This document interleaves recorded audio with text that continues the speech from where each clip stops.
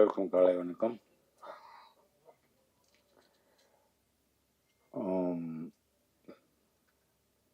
நன்றி அப்படின்னு சொல்லி ஒரு வார்த்தையில் சொல்லிட்டு கடந்து போயிட முடியாது. ஏன்னா அவ்வளோ தூரம் நீங்கள் வந்து இதை ரசித்ததுனால தான் இந்த அளவுக்கு நீங்கள் கொண்டு வந்திருக்கீங்க. அது உங்களால் மட்டும்தான் முடியும். ஸோ அதுக்காக உங்களை கைகூப்பி வணங்கிக்கிறேன். மற்றபடி ஏதாவது கேட்கணும்னா நீங்கள் கேட்கலாம்.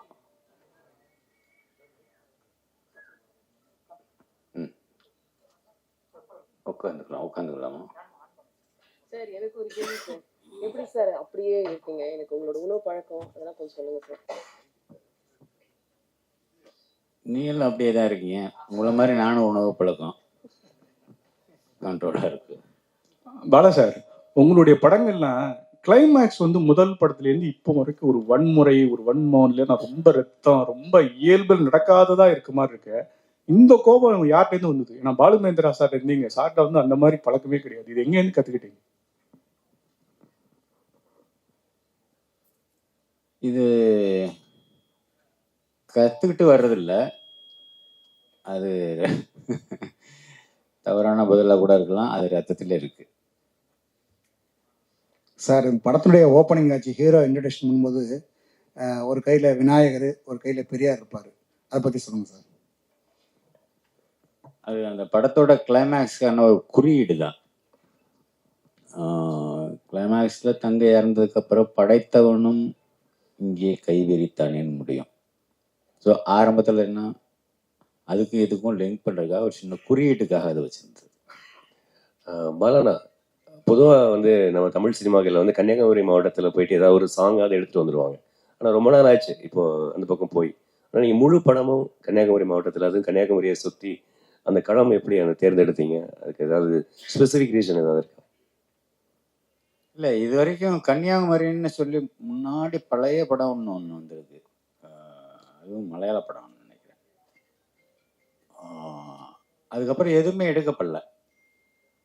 ஸோ மற்ற களங்கள்லாம் எடுத்துட்டாங்க. நிறைய திருநெல்வேலி, மதுரை, கோயம்புத்தூர் அது எல்லாமே எடுத்துட்டாங்க. சென்னைலாம் எல்லாமே முடிஞ்சிருச்சு. அது ஒன்று மாத்திரம் பாக்கி இருக்கே, அந்த அந்த கதைக்களத்தை எடுத்துக்கிறோமேன்ற ஒரு விருப்பம் தான். ஓகே. அண்ட் சுரேஷ் காமாட்சி பிரதருக்கு ஒரு கேள்வி. பிரதர், இது வந்து ஒரு ஆத்தென்டிக்கான இது விஷயம் கிடையாது.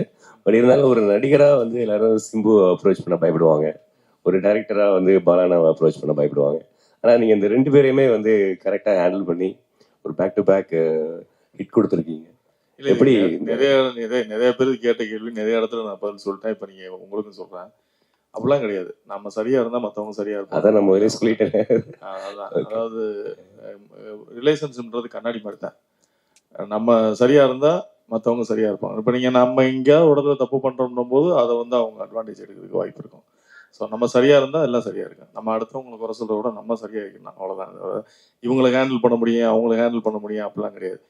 ஹேண்டில் பண்ண முடியாதவங்க, ஹேண்டில் பண்ண முடியும்னு நினைக்கிறவங்க கிட்ட வந்து படைப்பு திறன் இருக்காது, அவ்வளோ ஒரு இது இருக்காது. ஸோ அப்படியே நம்ம பார்க்க வேண்டியது இருக்குல்ல. இப்போ நீங்கள் எல்லாரையும் நம்ம ஹேண்டில் பண்ண முடியாத ஆட்களை நம்ம சூஸ் பண்ணுறோம்னு வச்சுங்களேன், அவங்களோட திறமை இருக்காது. ஸோ அப்படியும் பார்க்க வேண்டியது இருக்குல்ல. ஸோ அதனால் அதெல்லாம் ஒரு இது கிடையாது, நம்ம நடந்துக்கிறதுல தான் இருக்கு. அருண் விஜய் பிரதர், உங்களுக்கு ஒரு கேள்வி. இப்போ அவருக்கு நான் நன்றி சொல்லிக்கிறேன். என்னை பற்றி இவ்வளோ பாசிட்டிவாக சொன்ன ப்ரொடியூசர், அவருக்கு மிக்க மிக்க நன்றி. நீங்கள் இப்போ ரீசன்ட் டைம்ஸில் வந்து நிறைய அவங்க கெட்டப் சேஞ்ச் பண்ணிட்டீங்க.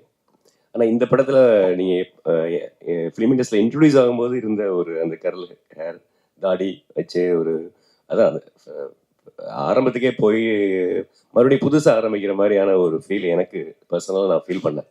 ஏன்னா பாலானாவோட படத்துக்குள்ளே வரும்பொழுது திருப்பி ஒரு வேற ஒரு வெர்ஷனில் வரணும், இல்லை ஒவ்வொரு நடிகர்களும் வர்றாங்க. அந்த மாதிரி நீங்கள் ஏதாவது ஃபீல் பண்ணீங்களா? அவங்க கெட்டப் எப்படி, ஏன் அந்த மாதிரி பழைய இதுக்கு போனீங்க அப்படின்றது? இல்லை, பாலா சார் ஒரு விஷயம் மைண்டில் வச்சுருந்தாங்க, இந்த கதாபாத்திரம் இப்படி இருக்கணும், இப்படி பண்ணணும் அப்படின்ட்டு. ஸோ அதுதான், அது பாலா சாரோட விஷன் தான்.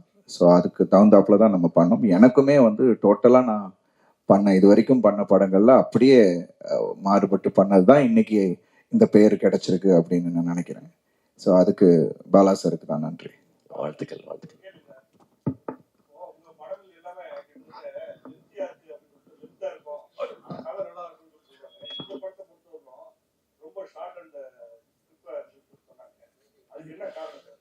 2 மணி நேரம் 5 நிமிஷம் இருக்காது. எல்லாமே 2.25 தான் இருக்கும். இது வந்து கதை சொல்லப்பட்ட விதம், குறிப்பாக செகண்ட் ஹாஃப், அது கொஞ்சம் ஃபாஸ்ட்டாக போகும்னா அப்படி காட்சியில் அடுத்தடுத்து அப்படி அமைஞ்சதுனால அது உங்களுக்கு வந்து ரொம்ப சின்ன படம் மாதிரி தெரியுது. ஆமாம், அது ஃபாஸ்ட்டாக போகிறதுனால அது உங்களுக்கு தெரியல. சார் இங்கே சார் வாழ்த்துக்கள் முதல்ல படத்துக்கு. இந்த ஸ்டோரி வந்து ரியல் இன்ஸ்பிரேஷனா சார்? ஏதாவது நீங்கள் பார்த்ததா இல்லை பேப்பரில் மாதிரி வந்து தகவல் அடிப்படையிலையா? அப்புறம் பர்டிகுலராக ஹீரோவுக்கு அந்த மாதிரி டெஃபண்ட் அப்போ வச்சதுக்கான காரணம் என்ன சார்? அந்த இன்சிடெண்ட் வந்து ரியலாக நடந்தது. ஆனால் சென்னையில் தான். ஆனால் நான் அந்த ஸ்கூல் பேர் சொல்ல முடியாது. அந்த பிளைண்ட் ஸ்கூலில் ஒரு அடுத்து என்ன கேட்டீங்க? ஏன் பேச வைக்காத ஒரு ரோல் கொடுத்துருக்கீங்க? அவருக்கு வந்து பேசியே தான் வசனத்துல சொல்லியே தான் புரிய வைக்கணும்ன்ற ஒரு ஒரு இந்த காலத்துல பேசாமலையும் புரிய வைக்கலாம் அப்படின்னு எடுத்துக்கிட்ட ஒரு ஒரு ஒரு முயற்சி. பல சார்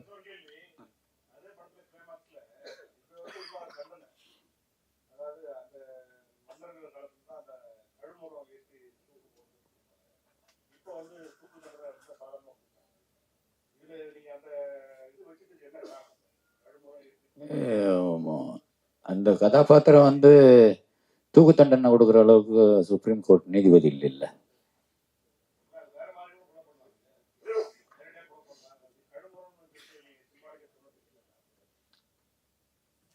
அது அந்த காலத்துல நடந்திருக்கு இல்லையா?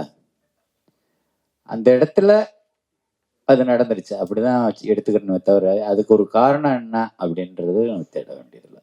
பாலா சார், உங்க படங்கள்ல பழைய படங்கள் பார்த்தாலும் இந்த படம் தான் பார்த்தாலும் ஒரு கிறிஸ்டியானிட்டியை வந்து கிண்டல் பண்ணுவீங்களா, விமர்சனிக்கீங்களா, இல்லை வேற பண்ணுவீங்களா தெரியல. ஒண்ணு, அவர் நடிகர் திலகம் சிவாஜி கணேசன் இந்த பட கேரக்டரும் சரி, அவனி வன்லியும் ஒரு நடிக்கிற மாதிரி வரும். அது வந்து உங்களோட ஒப்பீனியன் என்ன சொல்ல வரீங்க நடிகர் திலகத்தையும் கிறிஸ்டியானிட்டிய சும்மா ஏதோ ஷட்டேர் பண்றன்ற மாதிரி நீங்க அதை தவறா எடுத்துக்கிற கூடாது. அந்த ஒரு பாட்டை கேட்டு பாருங்க, ஆடியோவில் அந்த சின்ன பொண்ணு தங்கச்சி பாடுற பாட்டை கேட்டு பாருங்க, அப்படி சொல்லவே மாட்டீங்க. முழு பாட்டையும் கேட்டீங்கன்னா சொல்ல மாட்டீங்க. நடிகர் திலகம் சிவாஜி கணேசன் என்ன எதுல வந்தாரு இதுக்கு முன்னாடி?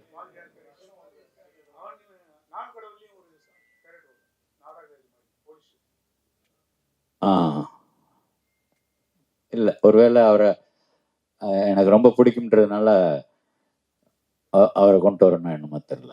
டைரக்டர் சார் வந்து கடுமையான தண்டனைகள் வேணும், இங்கே தான் கடுமையான தண்டனைகள் வேணும் அப்படின்னு நினைக்கிறீங்களா? ஏன்னா அரபு கண்ட்ரில இந்த மாதிரி தண்டனை இருக்குது, அது மாதிரி இந்த படத்தில் சொல்லியிருக்கீங்க. இதை விட கடுமையான தண்டனை கொடுக்கணும் அப்படிங்கிறது தான் என்னோட ஆசை.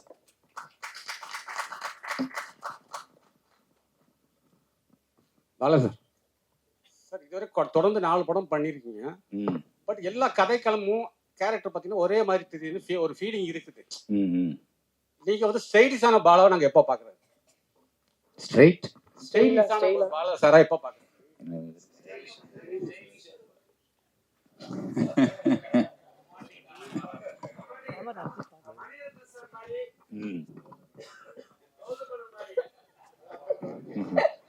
ஆமா, அப்படி ஒரு படம் எடுக்கலாமே. ஒரு கதை இருந்தா கொடுங்க, எடுப்போம். பாலனா இல்லை இல்லை இல்லை, இதுல தான் முழுமையா இருக்கேன், ரெடி ஆயிட்டு இருக்கு. பாலனா ஆக்சுவலா அந்த பாலனா இங்க படத்துல ஃபுல்லா இவர் அருண் விஜய் பேசும்பொழுது அவங்க சிஸ்டர் தான் அவங்க டிரான்ஸ்லேட்டர் மாதிரி எல்லா விஷயங்களும் பேசிட்டு இருப்பாங்க, எல்லாத்துக்கும் மற்றவங்களுக்கு புரிய வைக்கும் பொழுது.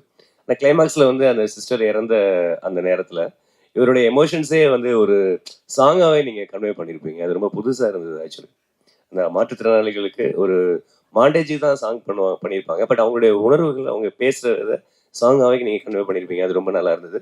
இன்னொரு விஷயம் வந்துட்டு, எப்படி நீங்க ஹீரோ கேரக்டருக்கு வந்து ஒரு அழுத்தமான ஒரு பயங்கரமான ஒரு கேரக்டராக போர்ட்ரேட் பண்ணுறீங்களோ அதே மாதிரி ஒவ்வொரு படங்களையும் ஹீரோயின் கேரக்டரையும் ரொம்ப ரொம்ப சுவாரஸ்யமாக ரொம்பவும் மற்ற படங்கள்ல இல்லாத அளவுக்கு நீங்கள் அழகாக போர்ட்ரேட் பண்ணுறீங்க. இந்த படத்தில் ஹீரோயின் கேரக்டருக்கும் அவ்வளோ ரெஸ்பான்சிபிலிட்டி இருந்ததுன்னு படம் ஃபுல்லாகவே.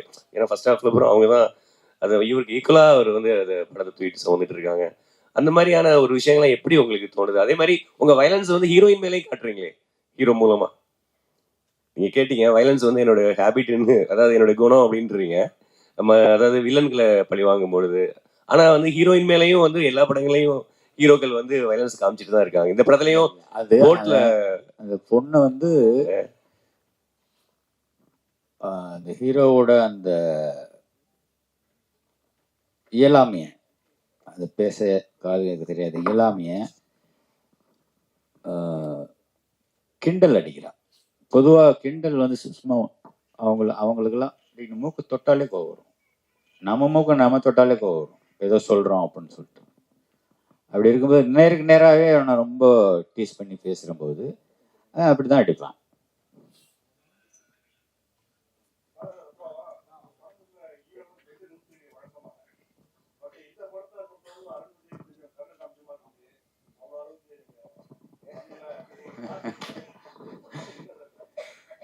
இல்லை இல்லை, தனிப்பட்ட கருணை எல்லாம் ஒன்றும் கிடையாது.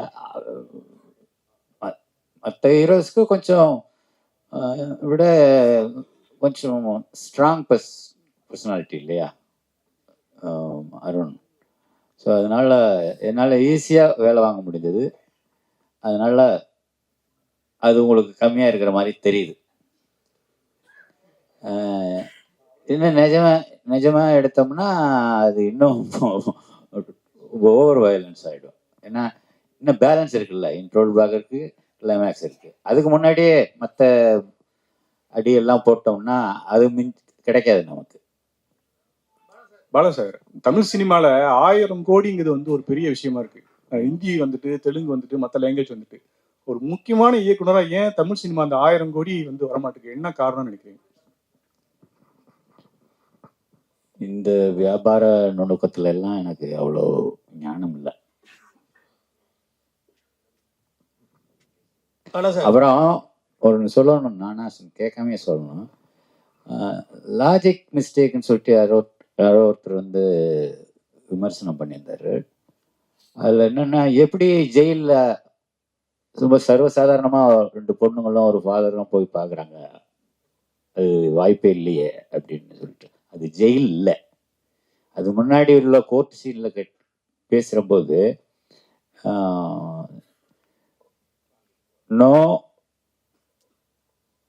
Judicial custody, no police custody, throw him to the convict ward அப்படிமா. அது கன்விக்ட் வார்டு, நோயாளிகள் பிரிவு. அது அந்த ஊருக்குள்ள இருக்கிற இந்த ஜிஹெச்ல இருக்கிற ஒரு பகுதியில் ஒதுக்கி வச்சிருப்பாங்க, அது நோயாளிகள் பிரிவு, அது ஜெயில் இல்லை. நிறைய பேர் அது அந்த ஜட்ஜி சொன்ன வார்த்தையை கேட்ச் பண்ணாதனால இங்கே இது லாஜிக் மிஸ்டேக்னு சொல்லிட்டாங்க. அதை நான் கொஞ்சம் கிளியர் பண்ணிக்கிறேன்.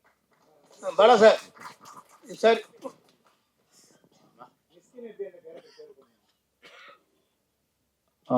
மிஸ்கின் எனக்கு இந்த ஓனாயம் மாட்டுக்குட்டியிலேருந்தே எனக்கு அந்த அந்த இதில் பரியல் கிரவுண்டில் ஒரு மெழுகு மத்தனை ஏற்றி வச்சுட்டு பேசுகிற ஒரு லெங்தி ஷாட்டு, ஒரே ஷாட்டில் ஒரே டேக், அப்போ இருந்தே நான் ரொம்ப கூட சேர்ந்து படம் பண்ணிடணும் அப்படின்னு எனக்கு ரொம்ப ஆர்வமாக இருந்தேன். அது இந்த படத்தில் நிறைவேறிருக்கு.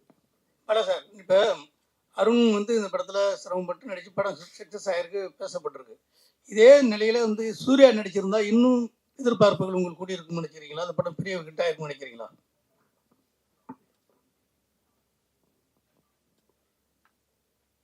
இப்ப இந்த படம் ஹிட் ஆயிருக்குல்ல, இன்னார் நடிச்சிருந்தா அமிதாப் பச்சன் நடிச்சிருந்தா, ஷாருக் கான் நடிச்சிருந்தா, அப்படி அது எதுக்கு பேக்ல போகணும்? ஒன்ஸ் முடிஞ்சு போச்சு, ரிலீஸ் ஆயிடுச்சு, ஹிட் பண்ணி கொடுத்துட்டீங்க, அப்புறம் திரும்ப நம்ம ஏன் பேக்ல போய் திரும்பி பார்க்கணும்?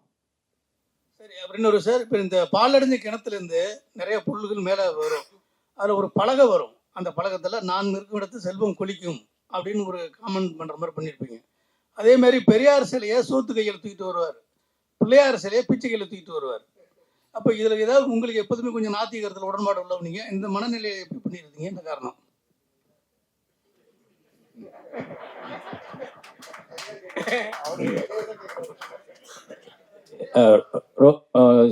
சோத்து கை நொட்டாங்கைன்னு சொல்லி ரொம்ப திங்க் பண்ண வேண்டாம். ஏதோ ஒரு கை, ரெண்டும் கை தானே, ஏதோ ஒரு கை 2 இடுப்பு, அவ்வளவுதான். அதில் தூக்கிட்டு வர்றது. சார் அடுத்த படம் இந்த படம் ஹீரோ யாரு? அது மாதிரி இந்த குற்ற பரம்பரை நீங்க முந்தையே இருக்குன்னு பேசிட்டு இருந்தீங்க. இல்ல, அது குற்ற பரம்பரைன்றது நான் முன்னாடியே சொல்லிட்டேன். அந்த மீட்டுக்கு நீங்களும் வந்திருந்தீங்க. குற்ற பரம்பரை எல்லாம் எழுதப்பட்ட கதைன்னு நான் சொல்லிட்டேன். இவ திரும்ப அந்த குற்ற பரம்பரையை பத்தி இப்ப பேசி பிரயோஜனம் இல்லை. அதை எடுக்க போறதும் இல்லை. அடுத்த படம் சார், அடுத்த படம் என்ன படம், யார் ஹீரோ? இன்னும் எதுவும் முடிவாகல.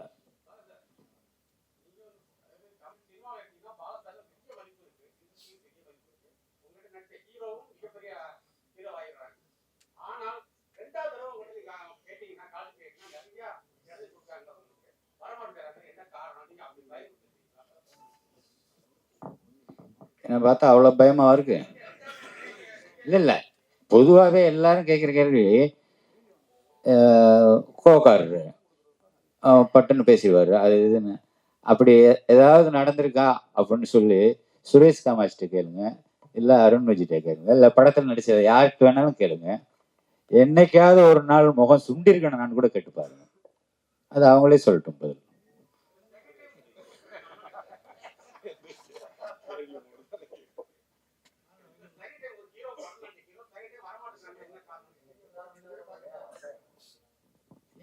வந்தாங்களே, வராம ஏன் இருக்காங்க? நமக்கு வந்து வெரைட்டி, வேற வேற ஆர்டிஸ்ட் கூட ஒர்க் பண்ணா வேற வேற எக்ஸ்பீரியன்ஸ் கிடைக்கும்ல. ஆர்யா பண்ணியிருக்கிறாரு, சூர்யா பண்ணியிருக்கிறாரு. நீ எங்கேயோ எங்கே போனா ரொம்ப ரொம்ப வருஷத்துக்கு பின்னாடி இருக்கீங்களே.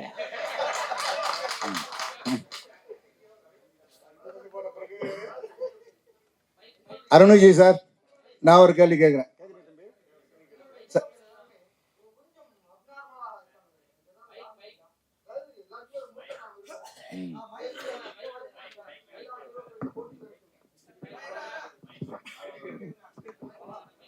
பாலா சார், உங்களுடைய எல்லா படங்களையுமே கேரக்டர் பேசப்பட்டிருக்கு. பர்டிகுலர் அந்த ஹீரோக்கு வந்து ஒரு ஸ்பெஷல் பவர் மாதிரி, அதாவது ஒரு மூர்க்கத்தனத்தோட இருக்காங்களே, அதுக்கான காரணம் என்ன? இல்ல சமூகத்தினுடைய இது மாதிரி இருக்கிற ஆட்களை நம்ம கொண்டு வரணும்? அதர்வா நடிச்ச பரதேசியில வந்து ரொம்ப அப்பாவே தானே வர்றான். எல்லா கேரக்டரும் அப்படி இருக்கிறது இல்லையே. அதுல கூட பாத்தீங்கன்னா ஒரு அகோரி மாதிரி. அதர்வா நடிச்சது நான் சொல்ற பரதேசி.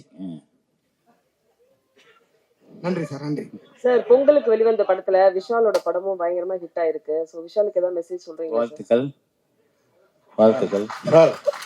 பாலா சார், உங்க படத்துல கிட்டத்தட்ட நான் கடவுள் படத்துலையும் சரி, இந்த படத்துலையும் சரி, மாற்றுத்திறனாளிகளுக்கு கொஞ்சம் முக்கியத்துவம் அதிகம் கொடுத்துருக்கீங்க.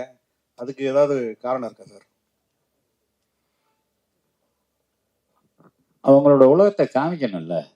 சும்மா பார்த்துட்டு விலை கண்ணை முடிக்கிட்டு ஐயோ இன்னும் அப்படி இருக்காங்க, ரொம்ப அழுகா இருக்காங்க அப்படின்னு நம்ம பார்த்துட்டு ஒதுங்கி போகக்கூடாது. அவங்களோட உலகத்தை காமிக்கணும்.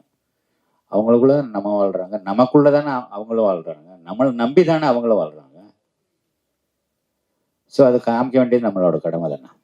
சார், விஷாலுக்கு உடம்பு சரியில்லை அப்படின்னு சொல்லி யூடியூப்லாம் ரொம்ப இது வரும்போது நிறைய பேர் வந்து உங்களை குற்றம் சாட்டினாங்க. நீங்க இந்த அவனிவன்ல அந்த கண்ணு இது பண்ணனாலதான் இவ்வளவு பிரச்சனைக்கு காரணம், பாலா சார் தொடங்கி வச்சதுதான் அவர் இந்த அளவுக்கு உடல்நிலை கெடுத்திருக்கீங்க. அதுக்கு என்ன பதில் சொல்லுவாங்க? இது நான் என்ன பதில் சொல்றது? டாக்டர் சர்டிபிகேட் என்ன வாங்கி கொடுக்கலாம். அது எப்படி கண்ணை யாரோ என்கிட்ட சொன்னாங்கப்பா, நான் பார்க்கல, கண்ணை வச்சு பிடிச்சி தச்சிட்டேன் அப்படின்னு. அது எப்படியா கண்ணை பிடிச்சி தைக்க முடியும்? இதெல்லாம் வந்து அவங்களுக்கு தோன்றதா பேசுறாங்க, அதெல்லாம் நம்ம கண்டுக்க வேண்டியதில்லை.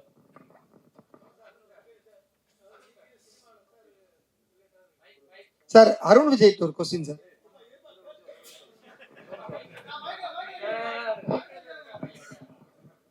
சார், இப்போ நீங்கள் சினிமாவில் ரொம்ப நாளாக இருக்கீங்க, முற்போக்கான சிந்தனையும் உள்ளவர்.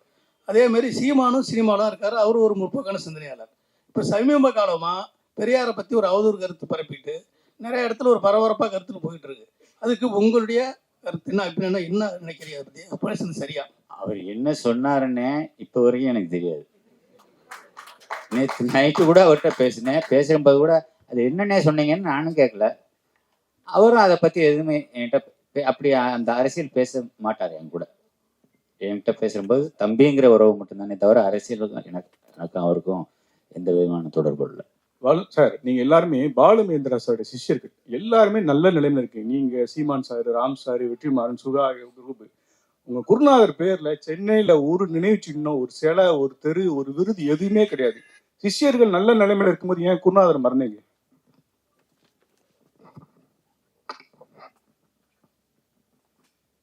மறந்தீங்கன்னு எப்படி சொல்லலாம்? அவர் தான் நமக்குள்ளே இருக்கிறாரு, எங்களுக்குள்ள எல்லாருக்குள்ளே இருக்கிறாரு. ஆனா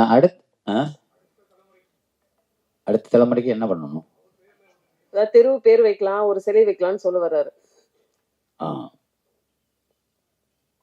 அது அரசாங்க முடிவு எடுக்க வேண்டியது. நம்மளே ஒரு தெரு உருவாக்கி நம்மளே பேர் வச்சோம்னா விடுவாங்களா? அதனால முறைப்படிதான் செய்யணும். சார், அருண் விஜய்கிட்ட ஒரு கேள்வி. அருண்ஜி சார், ரொம்ப நாள் நீங்க எதிர்பார்த்துட்டு இருந்த ஒரு விஷயம் பாலா சாரோட பண்ணணும் அப்படின்னு, அது அமைஞ்சது. என்ன விஷயத்த கத்துக்கிட்டீங்க பாலா சார்ட்ட? இந்த அனுபவம் எப்படி இருந்தது? ஒரு மறக்க முடியாத அனுபவம்.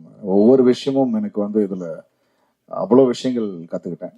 ஒரு கதாபாத்திரத்தோட ஆழத்தை புரிஞ்சுக்கிறது எப்படி அப்படின்ற ஒரு விஷயம் பாலா சார்ட்ட அது ஒரு விஷயம் கத்துக்கிட்டேன். அதான் எனக்குள்ள இருக்கிறத இது என்னால பண்ண முடியும் அப்படின்னு என் மேலே எனக்கு நம்பிக்கை கொடுத்தது Bala sir. So I think அதுக்கு நான் ரொம்ப நன்றிகள் பாலா சாருக்கு இந்த நேரத்தில். ஸோ எவ்ரிதிங் இன்னைக்கு எல்லாரும் அப்லாட் பண்றாங்க, எல்லாருமே சொல்றாங்கன்னா அது பாலா சார் எனக்குள்ள இருக்கு அப்படின்னு சொல்லிட்டு அதை வெளியில கொண்டு வந்தாரு. So thank you so much Bala sir. உங்கள் கேள்விகளுக்கு நன்றி. பொங்கல் படமாக வந்த வணங்கான் படம் மிகப்பெரிய வெற்றியாக்கிய ஊடகத்தையும் கொண்டு போய் சேர்த்த மக்களுக்கும் படக்குழுவினர் சார்பில் நன்றி. மீண்டும் சந்திப்போம். ஒரு குரூப் போட்டோ. தேங்க்யூ, எல்லாருக்கும் நன்றி. தேங்க்யூ.